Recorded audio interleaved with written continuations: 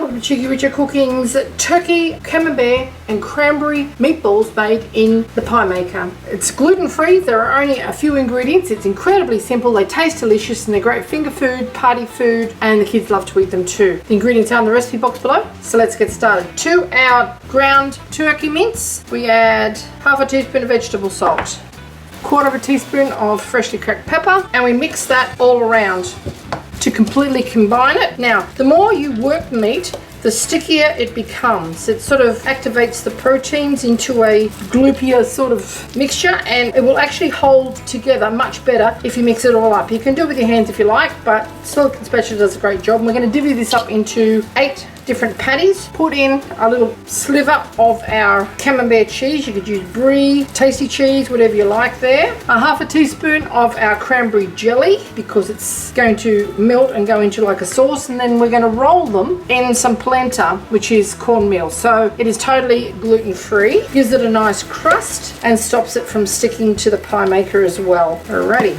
now we need 8 little balls. That'll be 2 bakes in our Pie Magic 4 pie maker. 1, alrighty. There's 1 meatball, 2 meatballs, 3, and of course, lucky last number 4.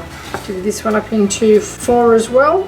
This is using 500 grams of mince. If you only want to make portions for 2 people and you want 2 meatballs each, just use half the quantity. Okay, now I'm just going to get wet hands to fashion this so they don't stick to my hands. Get your meatball, press it quite flat, put in a piece of our camembert, a half a teaspoon of our cranberry sauce, and then totally enclose it. With wet hands it won't stick to you at all, but you want it completely enclosed. Okay, alright, that's what you should have. You just pop it into your polenta and we'll roll that around in a second. Same with the second meatball, camembert, cranberry on top.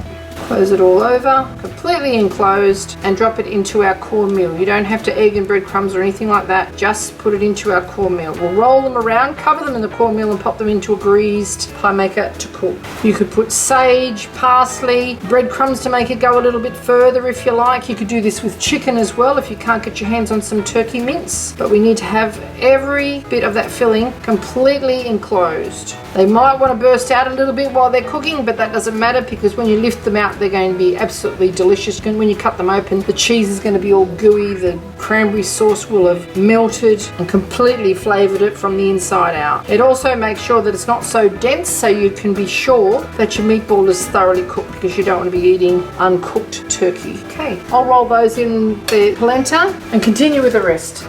Okay, we've just got our cold Pie Magic here. We're just going to brush it liberally on the bottoms and the tops, because turkey meat is incredibly lean and you don't want these to stick, and you also want the polenta to have a nice crust. Okay, and now we'll just carefully roll these all around until they're well coated with our polenta and pop them straight into our pie maker.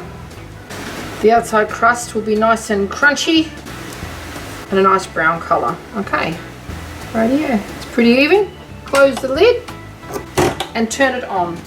Okay, after about 10 minutes, this is what you should have. We're just going to tip these over with a spatula and brown the other side. They're not stuck, as you can see.